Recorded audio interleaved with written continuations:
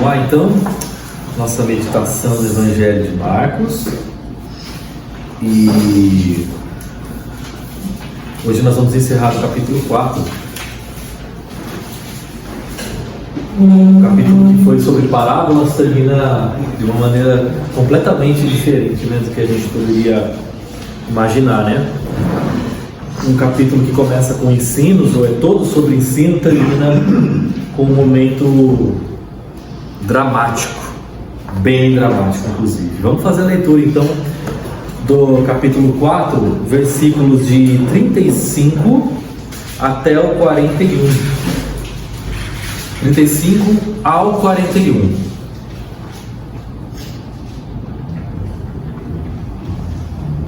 Pode começar. Naquele dia, ao anoitecer, disse ele aos seus discípulos: vamos para o outro lado.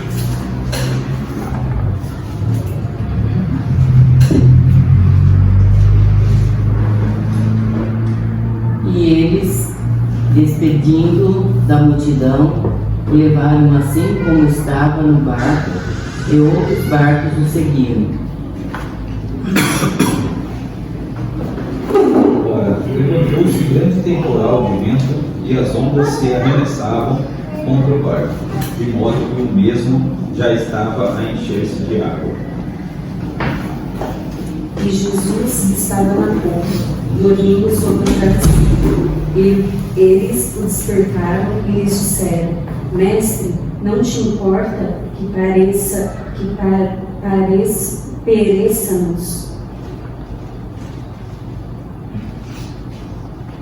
E ele, despertando, repreendeu o vento e disse ao mar: acalma-te, emudece.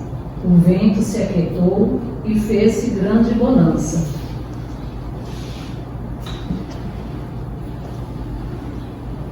Então lhe disse: por que sois assim tímidos? Como é que não tendes fé?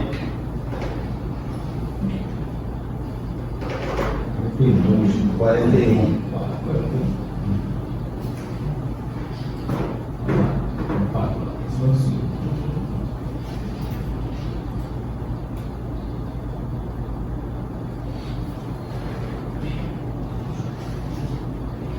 Pegou-a pela mão e disse: Talita.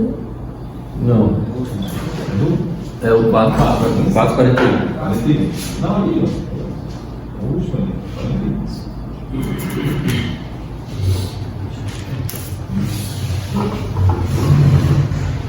discípulos, cheios de medo, diziam uns aos outros: que homem é este que manda até no vento e nas ondas?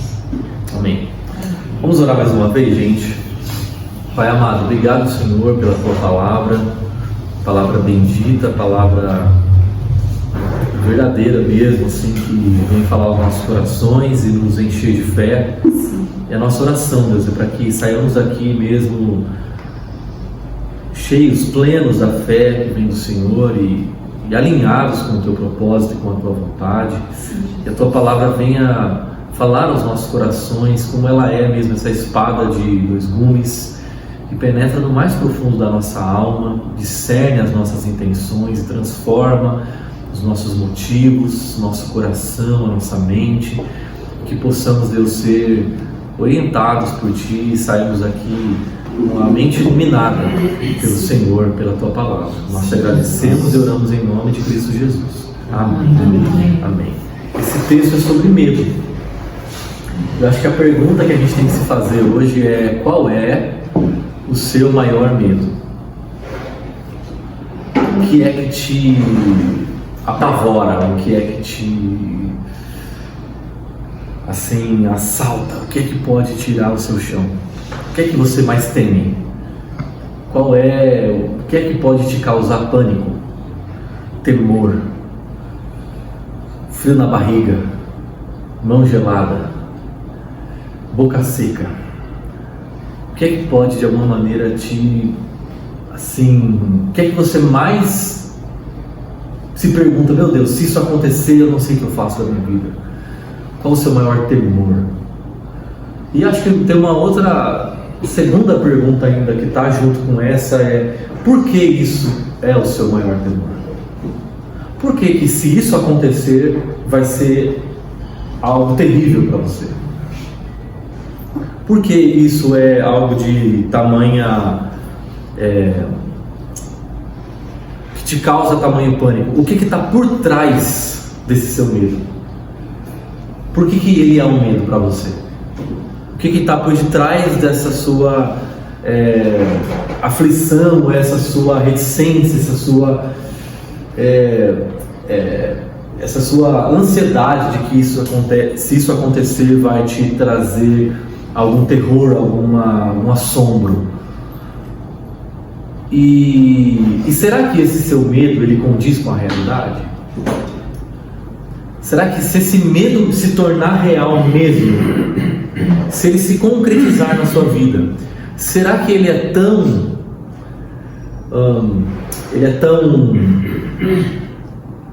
ruim assim?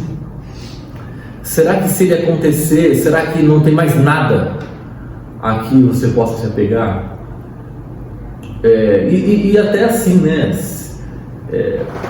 Se ele condiz com a realidade de Deus, não só com o mundo. Porque às vezes a gente tem uns pânicos, umas fobias, que são pânicos e fobias que são irracionais. Sabe aquelas coisas que a pessoa tem medo que na verdade não tem porquê, de maneira objetiva, essa pessoa carregar esse medo. Mas a minha pergunta é maior do que isso. Será que condiz com a realidade de Deus esse seu medo? Pensando no reino de Deus ao qual nós fazemos parte, temer por isso é algo que faz sentido? Ou será que é muito mais algo do nosso ego, do nosso coração, da gente mesmo, né? O que será que esse medo carrega? Por que será que você o carrega? E o que será que ele revela a respeito de você? Porque os nossos medos falam muito sobre a gente, não é? Os nossos medos falam muito sobre nosso estado real de espírito. Qual é o nosso estado real de espírito? E eu trouxe aqui, gente, eu vou pegar ali um quadro. Esse quadro aqui, sempre que eu vou fazer esse texto, que eu já fiz algumas vezes, eu trago esse quadro aqui, que é um quadro chamado The Storm on the Sea of Galilee. Tempestade no Mar da Galileia, escrito por Rembrandt, pintado por Rembrandt em 1633. Esse aqui é o original, tá? É o original, tá, Humberto? Eu fico com ele. É o originalzão esse aqui, que o Rembrandt pintou em 1633, Tempestade no Mar da Galileia. Mostra pra câmera. Aqui, ó, mostrar pra câmera. Tá pegando ele aí? Sim, bonitinho? Sim. E esse quadro que vocês estão vendo aqui, tem Jesus dormindo. Ele tem Jesus dormindo aqui. Inclusive, pode dar uma olhada, passar. Original, sim. Esse é o original, viu? Eu tinha, eles tomam muito cuidado, tá? Antes do Heitor tinha outro filho. Aí vocês entendem por que eu não tenho mais. Pegou muito cuidado, pegou luva. Peguei esse quadro aí. E olha com bastante carinho, porque quando a gente lê a palavra de Deus, é como se a gente estivesse analisando um quadro. Sabe por que a gente ainda está no capítulo 4? Porque a gente está parando nos detalhes. E os detalhes é que fazem a diferença. Quando a gente vai olhar um quadro, são os detalhes que fazem a diferença. São os detalhes. E nesse quadro especial, Roberto, tem um detalhe aí que torna esse quadro assim anacrônico. O que é anacrônico? Tem um detalhe nele que não deveria estar aí. Ou melhor, não temporalmente. Está fora do tempo. Tem um detalhe aí muito fora do tempo. Eu peguei um caso aqui que eu acho que não sei. Será que é? Não, acho que não tem nada a ver com isso. Não tem nada a ver, mas é o detalhe que você viu. Os discípulos estavam vomitando. Tava o quê? Vomitando. Ah, vomitando, será? Eu vou isso também. Regurgitando? Não, você não vai por causa da... Ninguém viu isso, mas eu... Vocês percebem que esse quadro, ele era... Aí, ó, eu vi, ninguém viu. Uau. Isso eu confesso que eu nunca fiz. Hã? Você já explicou pra mim uma vez sobre isso daqui, mas só que eu esqueci. Então, fugiu da minha mente. Fugiu da mente. Tem. Sim. sobre esse quadro E aqui. percebe que ele tem um jogo de luz e sombra, muito legal, assim, que você olha de um lado, tem bastante, é bem escuro, e do outro bem claro. E o que está claro é justamente onde está Jesus, né? O que está mais claro, onde está a luz, assim, é onde está Jesus. E se pensar que estava à noite, não devia ter muita luz, né? Acho que não. Acho que não. Não era, assim, na época só da lua mesmo. Mas no caso é como se Jesus, né, estivesse emanando uma luz ali no quadro, entendeu? Essa é a ideia. Imagina, uma tempestade. Gente, é hebreu para todo lado. No meio do mar. Ou ainda no meio do mar. Na verdade, nem lua era para ter. Porque. Por quê? Só se for o raio, porque o tempo estava fechado, era tempestade. Não tem como você ver a luz da lua. Então era para estar uma escuridão palpável. Você imagina o que era estar naquela. Ele não teria pintado um quadro, né? Não teria, ele ia pintar um negócio preto e ia falar assim: ó, esse aqui é a tempestade no mar da Galileia. Mas estava lá. Tem uma monte de coisa ali. Exato, é claro que Jesus estava ali. E gente, deixa eu já revelar para vocês já qual que é o detalhe, que é um detalhe assim que faz toda a diferença nesse quadro, tá? Se você contar a quantidade de discípulos que tem nele, você chegará ao número 13, não 12. E se você observar com bastante atenção, o discípulo que está sobrando é um que tem um chapéu do século 17. E ele está olhando para o quadro, para quem pinta. Ele está olhando para a gente assim, ó. No meio do barco, todo mundo, uns acordando Jesus, outros tentando fazer o barco ficar em pé. E esse discípulo está olhando para a gente assim. E é esse discípulo que está olhando para a gente é o Rembrandt que pintou o quadro. E ele se pintou dentro da tempestade, enfrentando a tempestade junto com Jesus, porque é como muitas vezes nós nos sentimos. Por mais que essa história já tenha acontecido e a gente sabe o final dela, quando a gente enfrenta a tempestade, assim, é como se a gente não soubesse o final, ou a gente parece que esquece o final, né? Que a tempestade uma hora. Agora você não contar, né? Você contou? Você contou? Conta aí. Então o Rembrandt, ele se colocou no quadro lembrando que ele enfrenta tempestades mortais e ao mesmo tempo ele se lembra que Jesus está com ele no barco, dormindo, mas está com ele no barco. Acharam o Rembrandt aí? Sim. Sim. E esses detalhes que a palavra de Deus nos traz é justamente quando a gente para olhar detalhes, né? Já parou para pensar como, quando você olha um quadro, nós, do século XXI, do iPhone, da internet, da velocidade, a gente bate o olho e fala: ah, tá, entendi, próximo. Quem é que para ficar analisando um quadro? Analisando. E apreciadores de quadro, assim como apreciadores de vinho, né? São pessoas que param, degustam, se detêm, acalmam. E a palavra de Deus é a mesma coisa. As pessoas que vão para a palavra de Deus com pressa, Jesus obedece, amém, glória a Deus, deixa eu fazer o que eu tenho que fazer, são pessoas que não conseguem ouvir a voz de Deus, porque a nossa pressa nos impede de parar para ver os detalhes, e Deus está nos detalhes. Deus está nos detalhes. É onde a voz de Deus emerge. Diga, William. Não contou, não deu certo a conta. Deu 14 aqui. Não, mas você contou com Jesus.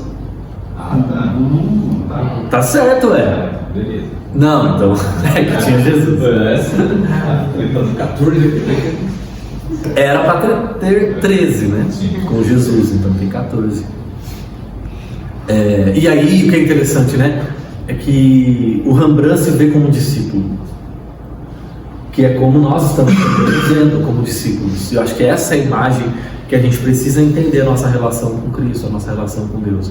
A de pessoas que estão seguindo Jesus, pessoas que estão no barco com Jesus, pessoas que estão ouvindo Jesus e olhando para Jesus e prestando atenção quando Jesus acorda, quando ele dorme, quando ele fala, quando ele se calma. E tem um texto Na verdade, eu li um livro esse ano que diz assim, do Larry Crabb. Ele diz assim: seguir a Cristo necessariamente nos leva a passar por períodos de decepção. Então o que ele está falando é: seguir a Cristo vai me levar, vai me fazer alguém decepcionado. Não tem como. Seguir Jesus vai me decepcionar, pois o Evangelho refaz os nossos sonhos antes de cumpri-los. Antes que Deus cumpra os meus sonhos, Ele refaz os meus sonhos. Então, quando eu sigo a Jesus, Ele tem que frustrar os meus sonhos e me fazer encarar os meus medos, para que aquilo que antes era meu medo não seja mais, e para que aquilo que antes era um sonho não seja mais, e os sonhos de Deus passem a ser meus, e então eu passe a viver os sonhos que são de Deus e não meus. E aí eu queria que a gente se detivesse um pouquinho nesse texto. Vamos olhar um pouquinho lá, versículo 35. Olha só como o começo do texto já tem os detalhes que a gente passa batido. Olha lá: naquele dia ao anoitecer. Como está na versão de vocês? 5 da tarde. Eu gosto mais dessa. Naquele dia sendo tarde, ou né? Já era tarde, já não era muito hora de ficar chamando as pessoas para fazer alguma coisa, porque já era tarde. Era hora de dormir, era hora de descansar, era hora de fazer a cama, a gente está cansado. Então assim, naquele dia sendo tarde, naquele dia sendo um momento em que já ninguém convidava ninguém para fazer nada, Jesus decide convidar os seus discípulos para fazer algo, ou melhor, para ir a algum lugar. Então naquele momento em que Deus, ou que os homens já estavam se colocando, se preparando para dormir, Deus estava se levantando. Quando os homens estavam falando, vamos dormir, Deus estava falando, vamos acordar. E isso é muito interessante, por quê? Porque Deus se movimenta quando ninguém está esperando. Deus, Ele age no momento em que ninguém está. Ninguém está ali falando, agora Deus vai fazer algo. Quando as pessoas estão falando, agora Deus vai fazer algo, normalmente Ele não faz. Mas quando as pessoas estão com a guarda baixa, Ele faz alguma coisa. Deus normalmente age no nosso contrapé. E quando Ele age, normalmente Ele vem para bagunçar aquilo que está organizado, fora do seu propósito. Isso é o que muitas vezes acontece com a gente. Muitas vezes a nossa vida está toda organizadinha, do nosso jeitinho. A gente foi lá e pegou as cartas do baralho e colocou elas assim, ó.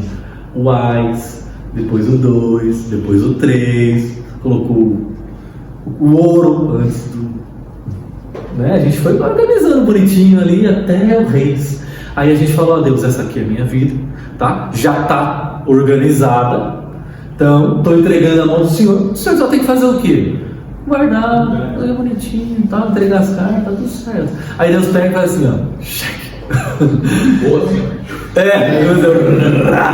E aí ele embaralha aquilo que estava embaralhado. Mas aquela ordem, aquela sequência que a gente colocou, é uma sequência que faz sentido pra gente, mas não faz sentido pro propósito que Deus quer. Por isso ele bagunça a nossa ordem, para colocar ordem segundo o propósito dele. Muitas vezes a bagunça de Deus, ou a ordem de Deus, é uma bagunça pra gente. Muitas vezes o jeito como Deus dispõe as coisas na nossa vida estão bagunçadas, mas na verdade aquelas coisas estão dispostas daquele modo, porque daquele modo vão cumprir o propósito de Deus. E a gente se vê às vezes brigando com Deus para colocar, não Deus, essa não é aí. E a gente não está vendo as coisas segundo a visão que Ele tem.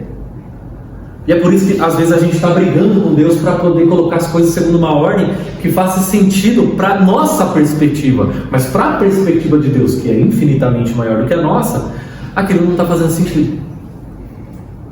Quantas vezes você olhar para a sua história, você vai falar, meu Deus, se não tivesse acontecido exatamente aquilo, naquele momento que eu chamava, naquele momento de errado ou de estranho, eu não estaria aqui. Então, ainda bem que Deus permitiu que acontecessem as coisas segundo o meu errado e o certo dele. Então muitas vezes o errado dos homens é o certo de Deus. O caótico dos homens é a ordem de Deus. E é justamente o caos dos homens que Deus se apropria para usar na nossa vida.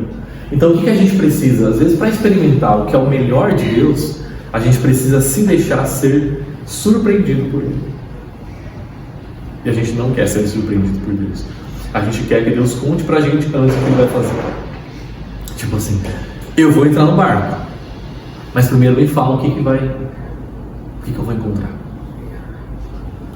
E você acha que se Jesus tivesse dito para os discípulos que eles iam enfrentar a maior tempestade da vida deles, eles iriam entrar?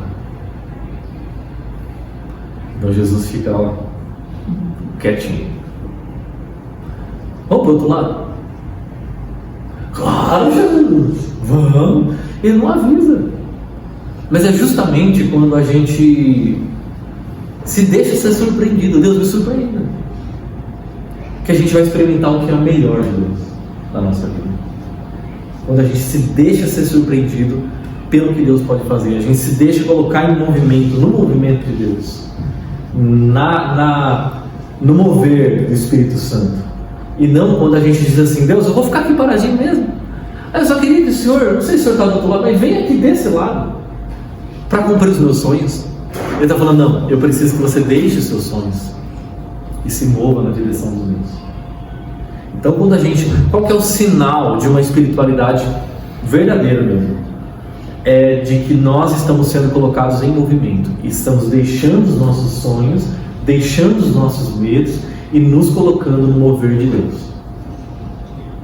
Esse é o sinal de uma verdadeira espiritualidade, a de alguém que está se movendo. E aí, olha só como é que é forte. Eu estou só meditando no tarde, né? Ele disse aos seus discípulos o quê? Vamos para o outro lado. Como está aí na sua versão? Passemos para outra margem. Para outra margem. Vamos para o outro lado.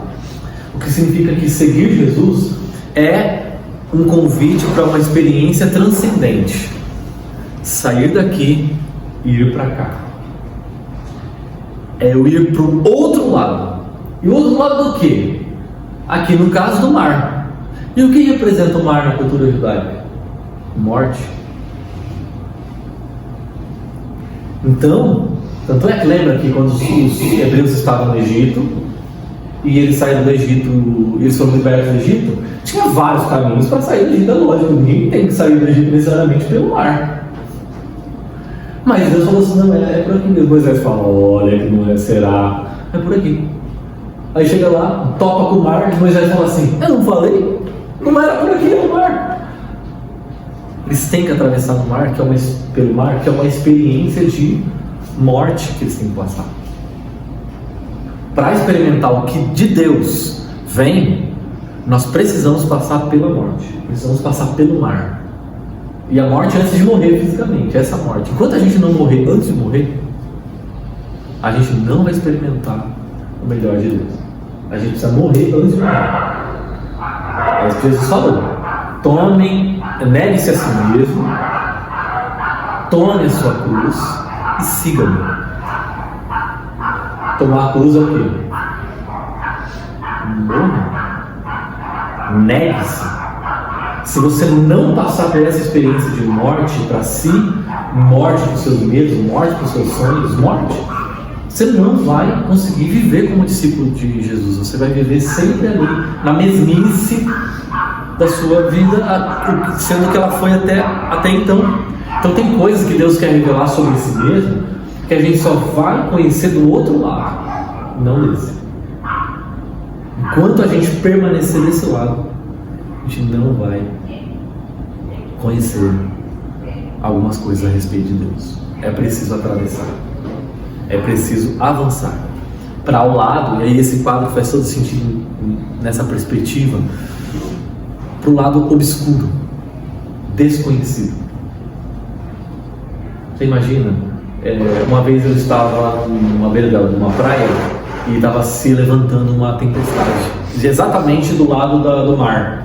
E quando você vê um monte de nuvem negra subindo no mar, relampeando, gente, sem brincadeira, e eu tava no chão firme, Você olha aquele negócio, é assustador. É um negócio assim, assustador. Você imagina, você está no meio do mar, tudo escuro, não tem terra firme, é aquele pedacinho de madeira que está te segurando. O que divide você do nada ali é um pedaço de madeira. E aí é para esse lugar que nós temos uma rejeição natural. É natural. Você tem medo? Normal. É esse lugar que a gente olha e diz: não, eu não quero, eu rejeito, eu quero ir para o outro lado, que Deus nos convida a ir. Continue em frente. Vamos para o desconhecido, Lembra que os atenienses deram o nome do Deus que eles não conheciam, o Deus desconhecido, tipo assim, o Deus do caos, o Deus do escuro, o Deus da escuridão, o Deus que me leva para um lugar que eu não sei, o Deus que faz coisas na minha vida que eu não entendo, o Deus que realiza as coisas que eu não explico, o Deus que trabalha que manipula realidades que eu não faço a menor ideia de como elas funcionam. Um Deus que, assim, entre ele e o resto, do nada é o nada. Então, até Deus é vida, antes de Deus é nada, é niilismo, é escuridão, é morte. Esse Deus que sustenta a realidade, esse Deus que tem pensamentos mais altos que os nossos pensamentos e caminhos mais altos que os nossos caminhos. Então, como é que eu experimento os caminhos mais altos de Deus e os pensamentos mais altos? Eu tenho que abandonar os meus. Enquanto eu me apegar aos meus caminhos e me apegar aos meus pensamentos, eu não vou ter os pensamentos de Deus e não vou caminhar os caminhos de Deus. E aí, olha só, como é que tudo colabora para essa ideia. Versículo 36.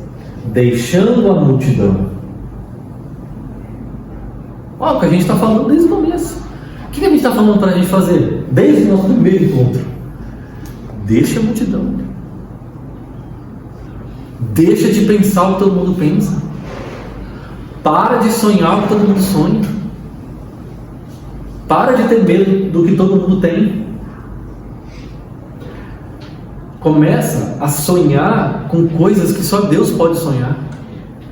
Bom, ter um carro dos sonhos, qualquer um sonha. Ser famoso, qualquer um quer. Ser rico, você encontrar a primeira pessoa na rua e perguntar se você quer ser rico, ele vai falar: eu quero. Esse é o comum. Esse é o do homem. Esse é o das pessoas comuns, sem Deus. Você não precisa do Espírito Santo para sonhar com essas coisas. Sonhar um casamento fácil, não precisa do Espírito Santo. É isso, todo mundo quer.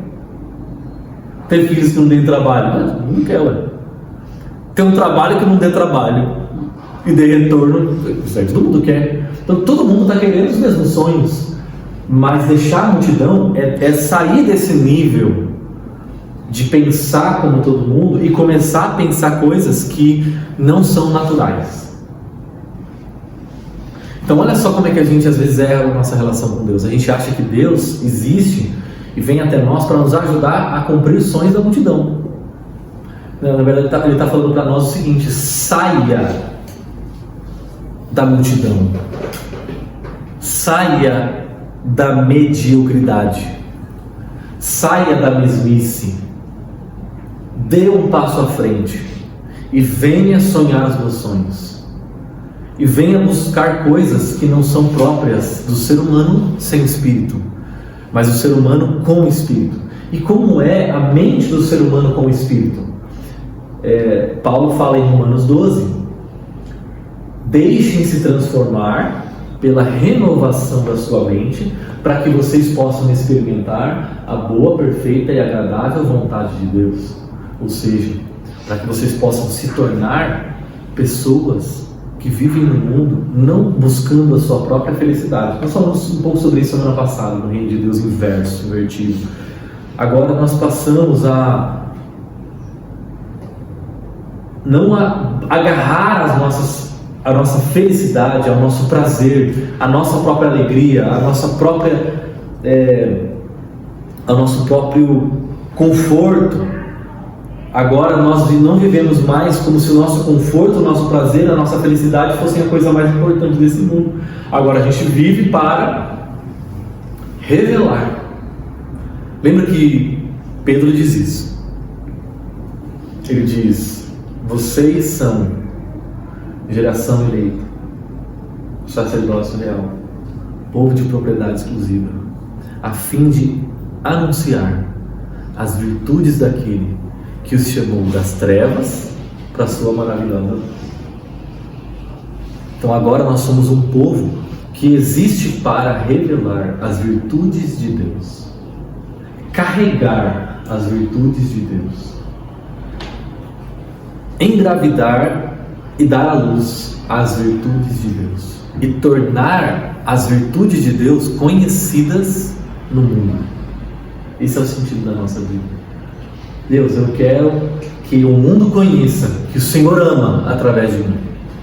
Eu quero que o mundo conheça que o Senhor é paciente através de mim.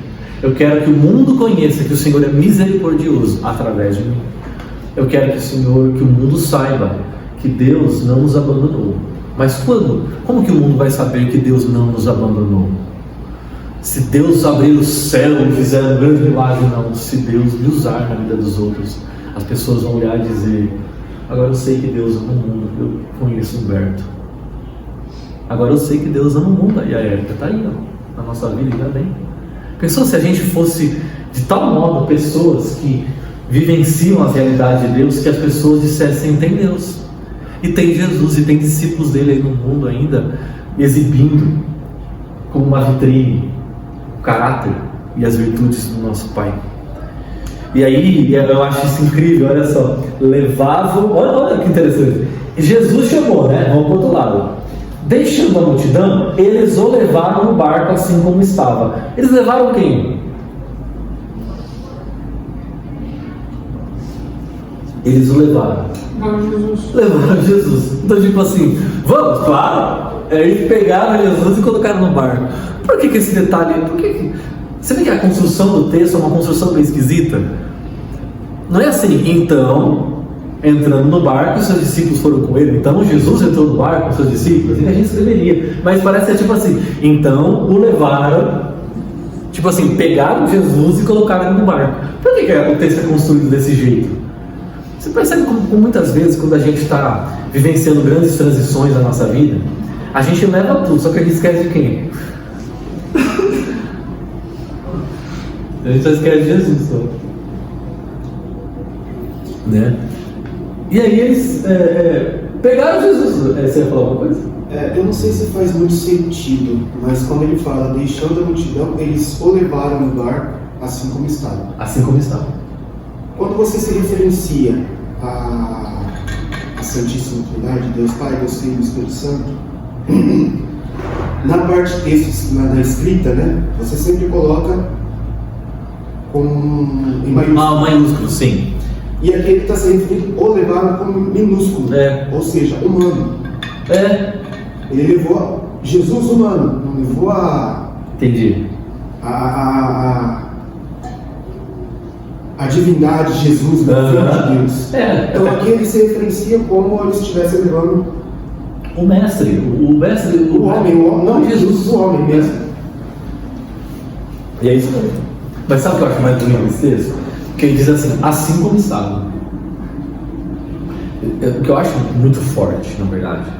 Porque qual que é o grande problema hoje que as igrejas enfrentam? Não é de não ter Jesus, mas Jesus não estar como ele é. É tipo assim, é um Jesus meio mexido, sabe? Meio bagunçado, meio diferente. Tipo assim, Jesus, você vai ao nosso culto, só que é o seguinte: tem como você só dar uma ajeitada nesse cabelo aí, assim, essa roupa não tá muito legal? Tem como você só dar uma mexida, dá uma mudada, dá uma melhorada? É mais uma contemporaneizada, porque o pessoal não entende o senhor desse jeito. Aí se o senhor ficar, essas coisas que o senhor fala, coisa meio que a pessoa não entende, tem como o senhor dar uma mudada? Se moldar. Tem como você dar uma moldada do nosso jeito, né?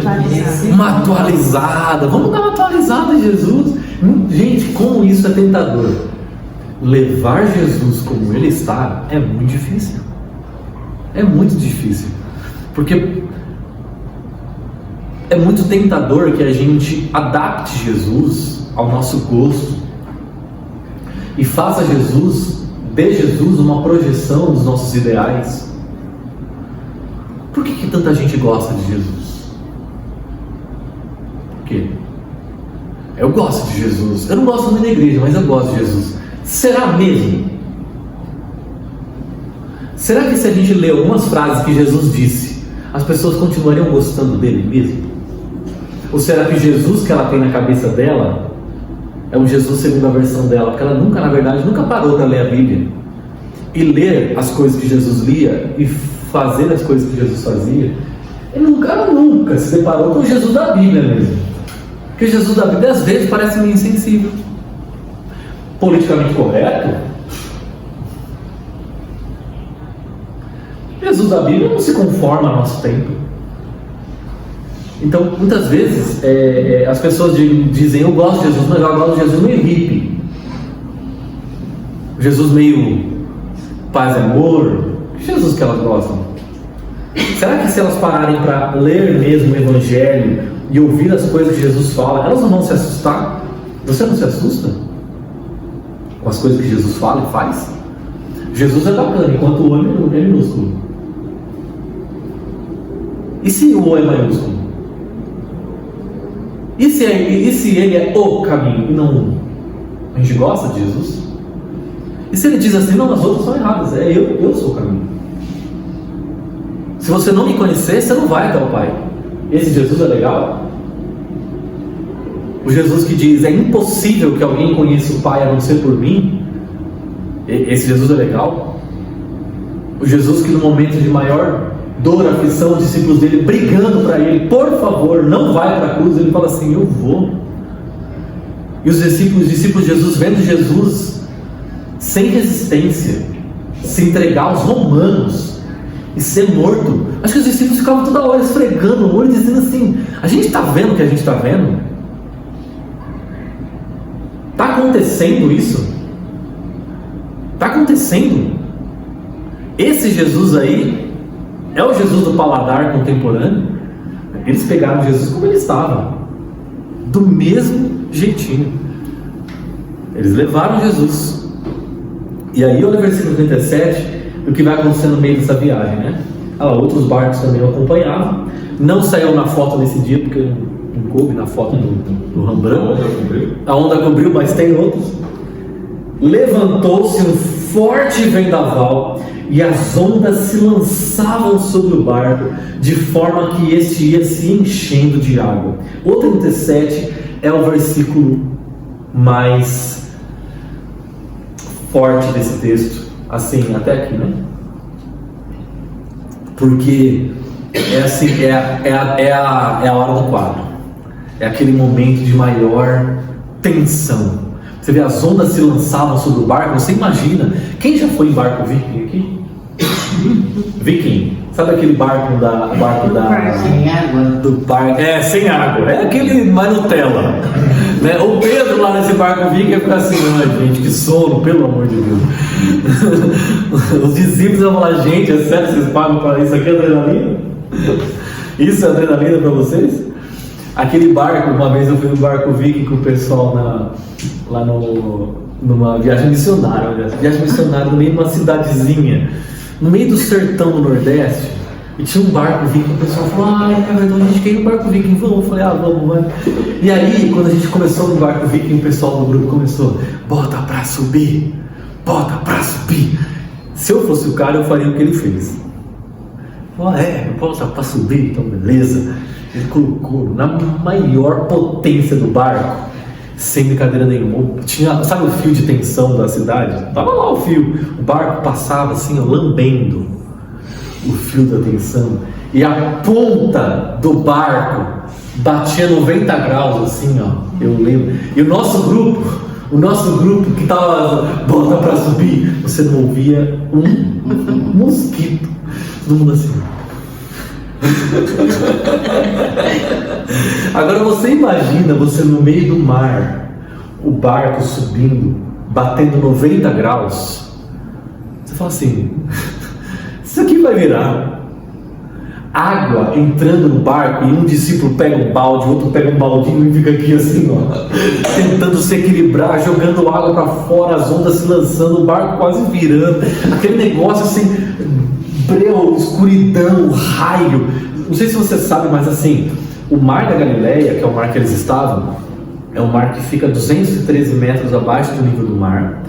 Ele fica a alguns 50 quilômetros do monte chamado Monte Hermon, que é um monte que tem 2.800 metros de altura, um monte bem alto. Você imagina que todo o ar frio que vai se acumulando nesse monte se encontra com um ar quente que sobe da Galileia. Quando esse ar frio e esse ar quente se encontram, uma tempestade violenta se forma no mar da Galileia. Isso era comum acontecer, tempestade com raio. Então aquele tipo de tempestade que assim tem até trilha sonora, raio, sabe aquele negócio gritando, o céu retumbando mesmo, aquela coisa que tipo assim, vai morre. E aí me faz pensar que o tipo de morte que Deus quer que a gente passe é uma morte assim, que não é de arrancar pedaço, entendeu? É de arrancar pedaço. É aquele tipo de experiência que você fala assim, eu não vou sobreviver a isso. Eu não vou dar conta. Não vou dar conta. Esse negócio vai me matar. Não é aquele tipo de experiência que você fala assim, então, o que está acontecendo? Eu não sei, sabe, eu estou tendo um quentume aqui no peito, está meio estranho, está meio esquisito, mas o que aconteceu? Não, é mais um negócio, não. É aquele tipo de experiência depressiva que mistura com acontecimentos ruins, e é uma conjuntura de variáveis que se reúnem uma do ladinho da outra, coisa ruim, sabe, um monte de coisa ruim acontecendo uma do lado da outra, dentro, fora, do lado, que acumula, e quando você reúne aquela quantidade de coisas ruins acontecendo, você fala assim, só pode ser Deus.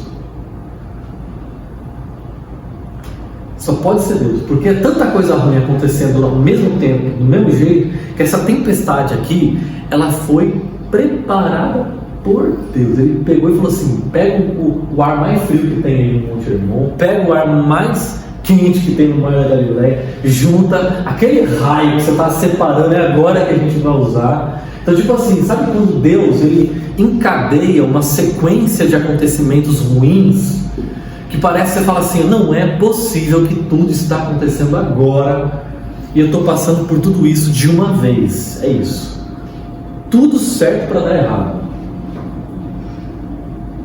tudo organizado para dar ruim. E aí a gente fala assim, qual que é a primeira coisa que a gente pensa quando esse tipo de coisa acontece? Deus me abandonou. Deus me esqueceu. É o diabo. É o capeta que pegou e falou, agora que Deus esqueceu dele, eu vou fazer uma obra. A macumba que fizeram o trabalho, precisa se benzer. E na verdade, gente, isso aqui que eu acho que é surpreendente. Não é porque você está fazendo tudo certo que as coisas vão acontecer conforme você gostaria. Não é porque você está realizando as coisas bonitinhas, certinhas, que a vida vai acontecer conforme você gostaria. Isso me lembra, posso fazer uma pergunta? Claro, pode. Isso me lembra, a primeira coisa que me trouxe a música quando nós cantamos em cima da música foi a história de Elias, que eu liguei muito mais do que esse momento de Jesus, porque lá Deus mostra que ele não é tempestade, não é terremoto, não é nada, né? Naquele momento em que ele fala, vira as costas, que eu não posso. Isso foi mais, desculpa, mas aquele depois vem aquele vento suave, aquela situação que Sim. a gente fala, Deus só pode estar nessa tempestade, é Ele que vai se manifestar. E ele estava esperando, né, a tempestade. E essa é a surpresa de Deus, né? Você está esperando tempestade e vem brisa, né? Aí você está esperando brisa, vem tempestade. E aí, e Elias estava esperando uma coisa estrondosa. O poder, né? Ele está se sentindo sozinho, provavelmente. Eu acho que a tempestade estava dentro de Elias. Se Deus trouxesse mais tempestade fora, acho que ele morria mesmo. E Deus trouxe brisa porque ele precisava de tranquilidade. Ele falou para ele algo maior ainda, porque ele achava que estava sozinho. Exato. Não, tem mais 7.000 atrás de você que você não viu ainda. Exato. Eu acho que assim, toda vez que a gente segue Jesus, a gente está no barco com Jesus, pode levar balde, porque vai ter tempestade. Pode levar balde. Eu acho que essa ilustração, sim, eu acho que ela é mais uma revelação, eu acho, das atitudes humanas. Se analisar cada um, né, tem o que se desespera, tem o que vai correr para fazer alguma coisa, para tentar segurar o barco, tem o que passa mal, e tem o que se volta para Jesus. Verdade, tem todo tipo de atitude humana. Né? E eu acho que ele se colocou no barco até para representar aquele que não faz nada. Verdade. Esperando acontecer. Verdade. Então é uma ilustração, acho que tentando passar essa realidade. Você pode, todos estamos no barco, mas cada um enxerga ou age de uma forma durante essa tempestade. Né? Perfeito, excelente análise. Que eu acho que tem pessoas que falam assim, vou resolver. E aí tem discípulo que está lá tentando resolver. Tem discípulo que fala assim, vou para a igreja. Aí ele vai correndo até Jesus e fala, Jesus. Tem gente que fala, eu não vou fazer nada. Paralisa. Não tem nada que eu faça que vai mudar, então não vou fazer nada. E são todas atitudes humanas naturais, né? Todas as atitudes humanas naturais. O que a gente precisa ter consciência é, Jesus disse, no mundo vocês terão aflições. Essa expressão que Jesus escolheu. Ele não falou dificuldades. Aflições. Quando você pensa em aflição, não é uma palavra dolorida, só de falar essa palavra, ela já é uma palavra pesada. Tanto é que é uma palavra que a gente não usa muito no dia a dia. Aflição. Aflição é uma palavra, quando você usa assim, nossa, é sempre para descrever uma situação muito desconfortável, muito dolorosa, né? É o abismo ali que você está, do máximo que você pode ir, né? É tipo assim, Deus estica você, aí quando você fala assim, não vai dar mais, não, um pouquinho dá para esticar, você não vai quebrar não. Ele estica, essa coisa que você fala assim, é uma aflição que eu não vou aguentar. E Jesus fala, vocês vão ter. Me seguir implica necessariamente em passar por experiências de ventos contrários. O vento vai dar contrário, não vai estar a seu favor. Quando é que o vento vai estar a seu favor? Se você fizer a vontade do mundo e da carne. Aí todo mundo vai fazer assim, isso aí. Enquanto você falar, eu vou obedecer a Deus e fazer a sua vontade, os ventos estarão ao contrário. Paulo fala, todo aquele que quiser viver piedosamente em Cristo Jesus será perseguido. Perseguido pelo quê? Quando não for gente que estiver perseguindo, vai ser o diabo. Mas fica tranquilo, que Deus vai, essa parte você pode ficar tranquilo, Deus vai levantar o que for necessário para dar errado, para dificultar, para gerar aflição, porque Ele quer esmagar aquilo que é aquilo que a gente está se apegando, para que a gente se apegue tão somente a única coisa, a misericórdia dele. Acho que tem que ter momentos na nossa vida em que a gente só tem uma coisa a qual se apegar: a misericórdia de Deus. Esse lugar é onde Deus quer nos ver. Quando você lê os Salmos da Bíblia, você tem algumas descrições que você fala assim, esse cara aqui sabe o que é sofrer. Essa pessoa que escreveu esse salmo aqui, não sei o que ele estava passando, mas essa experiência de alguém que não tem nada a que se apegar, Só Deus. Esse lugar que Deus quer nos levar. Invariavelmente nós iremos para Ele. E aí o versículo 38, Jesus estava na popa, dormindo com a cabeça sobre o travesseiro. Não é contrastante o versículo anterior com esse? Popa, travesseiro. Que popa é o que é? Tipo assim, todo mundo está trabalhando lá, ele está lá do outro lado, lá onde não está acontecendo o furdúncio. Dormindo com a cabeça sobre o travesseiro. Os discípulos o acordaram e clamaram. Então é uma expressão de grito mesmo, né? Imagina, tempestade, raio, barulho. Mestre, não te importas que morramos? É tipo assim, um choro com dor, com grito, com clamor. Sabe aquela oração que vem da entranha, assim, ó? E aí, sabe o que me impressiona? É que Jesus, a gente acha que quando está o mundo assim na nossa volta, a gente está...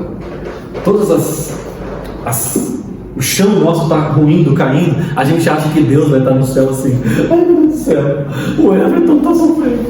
Ai, agora vai dar tudo errado com ele. Ai, o Everton não foi ele. A gente acha que a gente vai chegar lá no céu e Deus vai estar assim desesperado. Aí a gente chega lá, tá um pianinho tocando. Você até fica meio com medo de falar, né, alguma coisa tranquilo. Eu não sei se é passadinha para aquela a paz que excede todo entendimento. Né? Então é representativo disso aí, dormindo. Desespero tomando conta, onda, raio, trovão, tudo. Plenitude, aí você fala assim, gente, Deus não está desesperado. Acho que a primeira coisa quando eles bateram os olhos em Jesus e viram aquela face, aquele rosto, quem já viu que bebê dormindo, eu já imagino uma expressão igual àquela. Então, bebê dormindo, que não dói, aí, toda vez que você vê um bebê dormindo, você fala essa frase: esse aí não tem preocupação nenhuma. Esse aí não sabe o que é um boleto, não é? Eu acho que Jesus a cara de Jesus dormindo é de alguém que não sabe o que é um boleto. Dormindo. Mas no caso ele falou, vamos para outra parte.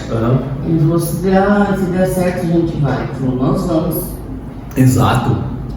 Acho que esse é o ponto. Jesus cria na palavra dele.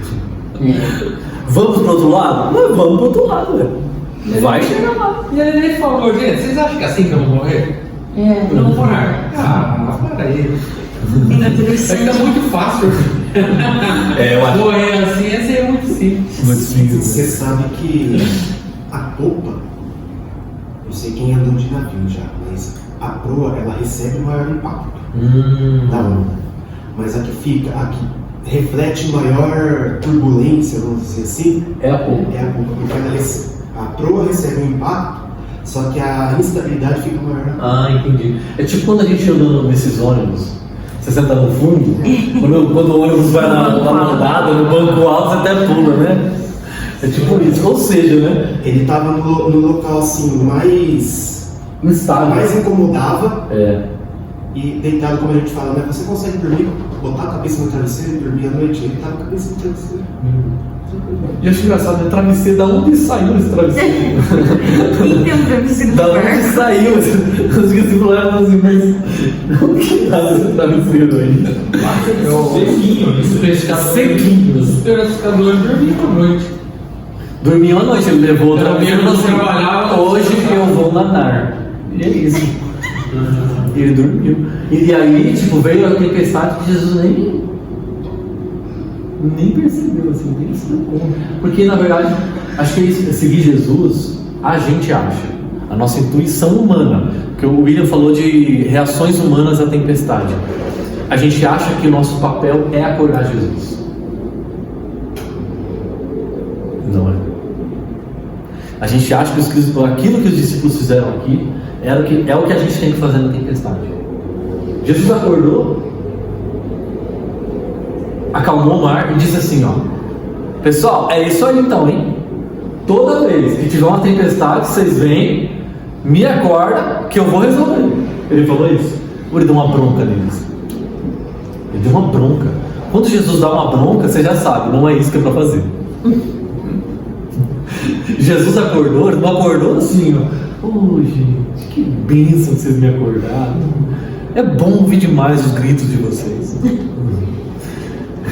Não, ele não acordou assim feliz, ele acordou bravo. E ele falou com o mar, ele falou com o vento, mas quando ele vai dar uma bronca nos discípulos, ele falou o quê? Ele deu um esfregão mesmo, deu uma dura. Os discípulos ficaram com vergonha. E aí que tá. O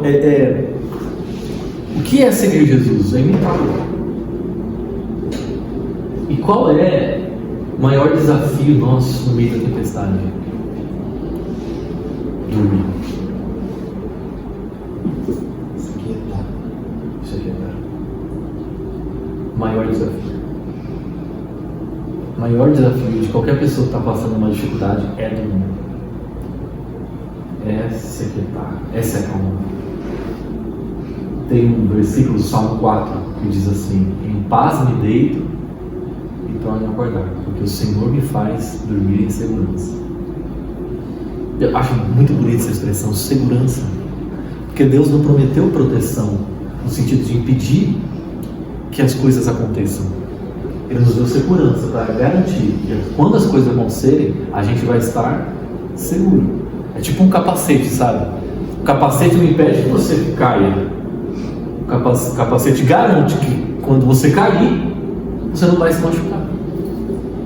Então, Deus, quando a Bíblia fala, Ele é minha segurança, Ele está dizendo assim, ó, Deus é aquele que garante que quando eu cair, eu vou cair.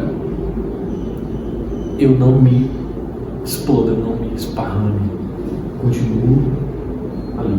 Então, Ele é a nossa segurança. Por isso eu vou dormir, eu vou me aquietar. Porque eu sei que a minha volta, o barco pode estar a ponto de quebrar no meio. Deus me segura na mão dele. Então, assim, entre a opção de acordar, Jesus era melhor os discípulos terem falado assim: não está muito parecido. Pega o que está escrito Pedro.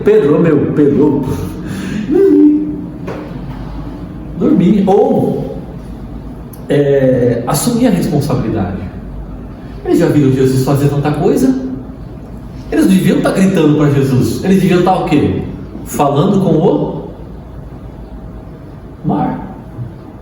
Muitas vezes a gente está gritando para Jesus quando a gente devia estar falando com o mar. Muitas vezes a gente está gritando para Jesus, quando a gente devia estar olhando o problema. É o seguinte: eu venho aqui em nome de Jesus enfrentar você. Se os discípulos dessem as mãos, olhassem para o outro e dissessem assim: gente, nós somos discípulos de Jesus, vamos. O homem está no barco. O homem está aqui no barco. Não falava, porque ele vai acordar. Vamos, quem que é que vai? Não, alguém fala assim, ó. Pedro fala: deixa comigo.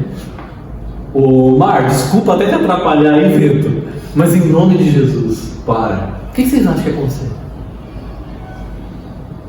Acho que eles não tinham ideia, na verdade, que isso fosse possível, porque a última frase fala: quem é esse que o vento vai obedecer? Nem primeira vez, né? Nós não faríamos diferente. Não faríamos, mas ó, o que Jesus está dizendo, vocês não têm fé, o que Jesus está dizendo para nós hoje? Você tem autoridade para isso. Está em você a autoridade para enfrentar essa tempestade. Está aí. Só que a sua falta de fé impede você de aproveitar, de usar. Você pensou você ter em você o recurso para enfrentar e não usar?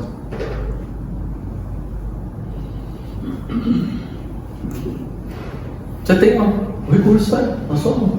Só que você, ao invés de usar o recurso, você fala assim: Jesus, usa aí o seu recurso. Ele fala assim: mas eu já te dei, está aí na sua mão. Então o que ele está dizendo para nós aqui hoje é: eu já te dei tudo que você precisa para enfrentar os seus temores. Você só precisa assumir a responsabilidade de resolver como eu resolvo, de tratar isso como eu trato, e de olhar para esse problema com a minha autoridade, o que está sobre você. Ser discípulo de Jesus é carregar a autoridade de Jesus. E essa é a nossa dificuldade, especialmente quem vem de tradição presbiteriana, mas assim, a gente tem muita dificuldade de falar de autoridade, é ou não é? muita dificuldade. Você não ouve essa palavra. Sempre que a gente já fala de autoridade, a gente fala de autoridade em relação a Deus, nunca a nós. Nunca. E quando uma pessoa usa a expressão autoridade para se referir aos discípulos, a gente fala assim, triunfalista. É ou não é? Triunfalista, olha lá. Está falando que não vai ter problema. Esse é o triunfalista mesmo. Mas e se a gente ouvisse o que Jesus está dizendo e pensasse, espera aí, Jesus me deu autoridade, eu sou discípulo dele, ele disse que eu faria coisas maiores, ele disse, vocês farão coisas maiores do que essa, ele disse. Aí a gente vira e fala, mas isso aí era naquele tempo, mas isso aí era... A gente começa a inventar um monte de coisa que impede a gente de usufruir, na verdade, de revelar a autoridade que ele nos deu. E a nossa falta de fé. A gente se esconde atrás dos nossos discursos de racionalização. A gente racionaliza a palavra de Deus o tempo todo. A gente diz, mas veja bem, deve ter um versículo que interpreta não sei o que, a gente pega uma teologia, pega um negócio lá e dá uma explicação para aquilo, quando na verdade é muito mais simples do que isso. É muito mais simples. Quando Jesus fez discípulos, ele disse, agora vocês têm a mesma autoridade que eu, vão e façam as coisas que eu faço. Ponto.